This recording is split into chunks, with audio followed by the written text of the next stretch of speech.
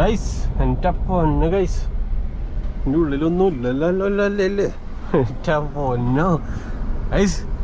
ഒരു സീനായിരുന്നടാ. ഇതും ഒറ്റക്കൊരു മേടമായിരുന്നു കയറിയത്. പക്ഷെ എൻ്റെ പൊന്നെ ഫുള്ള് ഡിപ്രഷൻ അടിച്ച് ആകെ ഇടങ്ങേറായിരിക്കണ ഒരു കസ്റ്റമർ ആയിരുന്നടാ. ഞാൻ ഒന്നും മിണ്ടില്ല ഗൈസ്. മിണ്ടി കഴിഞ്ഞ് കഴിഞ്ഞാൽ നീ ആരാടാ എന്നോട് മിണ്ടാരെന്ന് വെച്ച് കഴിഞ്ഞാൽ തീർന്നില്ലേ പൊന്നോ.